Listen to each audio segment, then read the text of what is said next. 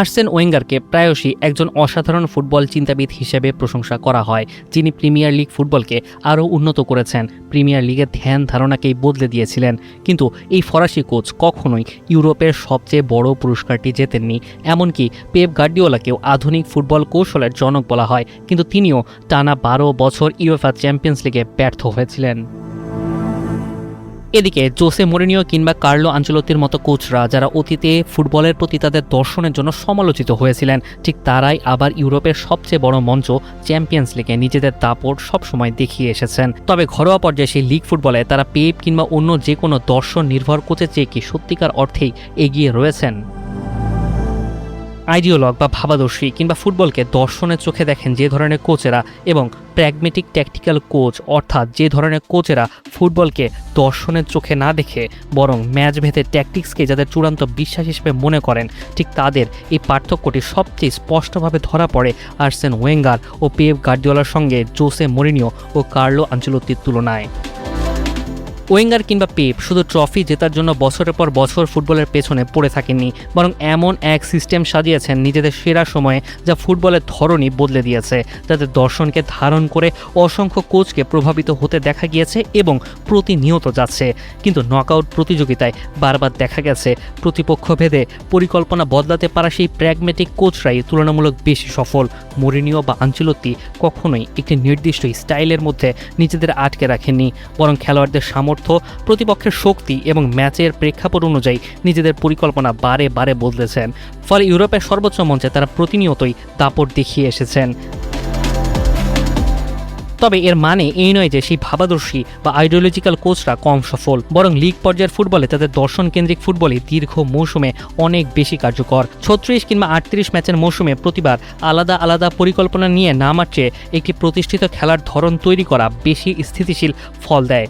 এই কারণে Pep Guardiola ঘরোয়া লিগে অসাধারণ ধারাবাহিকতা দেখিয়েছেন। তার দল জানে কিভাবে খেলতে হবে, কোথায় দাঁড়াতে হবে এবং বল হারালে কিভাবে প্রতিক্রিয়া জানাতে হবে। এই স্বয়ংক্রিয়তা লিগে নিয়মিত পয়েন্ট এনে দেয়।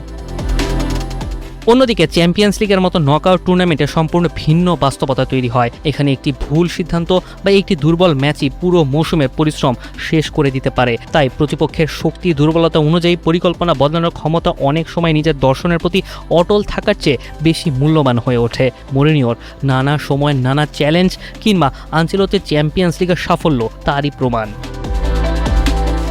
জোসে মরিনিও ছাড়া এই দুই ধারার বিভাজনে বর্তমানে আলোচনায় আর বাকিরা নেই। তবে ইউরোপের শীর্ষ 5 লিগের বড় দলগুলোর মাঝেই তাদের প্লেয়িং স্টাইলে কিংবা কোচ নিয়োগে এই ধরনের চিন্তাধারা সবসময় তাদের প্রভাবিত করেছে। আর্সেনালের মিকেল আর্তেতা, বার্সার হান্সি ফ্লিক, এসি মিলানের রুবেন আমোরিম, লিভারপুলের নয়া কোচ ইরাওলা, ভিনসেন্ট কোম্পানি প্রত্যেকেই সেই দর্শন নির্ভর সিস্টেমে বিশ্বাসী, সেই আইডিওলজিতে অটল। এমনকি বার্সেলোনা, আয়াক্স, ম্যানচেস্টার সিটির মতো ক্লাবগুলো ঠিক একই ধারার।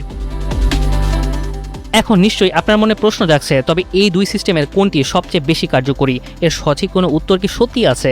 সম্ভবত না, বরং ইদানিংকালে এসব কিছুর বাইরে এসে মধ্যবর্তী একটি পথই সবচেয়ে বেশি কার্যকর হয়ে উঠছে, যেখানে একজন কোচ নিজের একটি নির্দিষ্ট ফুটবল দর্শন ধরে রাখবেন, কিন্তু পরিস্থিতি, প্রতিপক্ষ ও ম্যাচের প্রয়োজন অনুযায়ী সেই দর্শনের সঙ্গে কৌশলগত পরিবর্তন আনতেও সবসময় প্রস্তুত থাকেন। ফুটবলের আধুনিক অ্যানালাইসিসের এই যুগে সেই দর্শনের বিশ্বাসে 4-3-3 কিংবা 4-4-2 যেমন পুরো 90 মিনিটের একমাত্র টিকে থাকার উপায় হিসেবে বেছে নেওয়ার সুযোগ নেই, তেমনি প্র্যাগমেটিক নানা কোচদের প্রতিদিন ভিন্ন ধাঁচের ফুটবলে দলের কম্বিনেশন গড়তে না পারার অজস্র রেকর্ডও প্রতি মৌসুমে চোখে পড়ে। সবশেষে তাই sir Alex Ferguson, Wenger, Pep কিংবা আনচেলত্তি নিজেদের সিস্টেমে বিশ্বাসী ফুটবল যেমন খেলেছেন, তেমন তাদেরই হাত ধরে ডাইনামিক বা হাইব্রিড ফুটবলের জন্ম ইতিমধ্যে ঘটে গিয়েছে। আর সেই হাইব্রিড ধাঁচের ফুটবলকে সবচেয়ে বেশি আঁকড়ে ধরেছেন কে? উত্তরটা গেল 2 বারের চ্যাম্পিয়ন্স লিগ জয়ী পিএসজি মাস্টার লুইস এনরিকে। তার উপরে একটা আলাদা লেসন পরবর্তী এপিসোডের জন্য না হয় তোলাই রইল। মুনিম শাহরিয়ার, 71।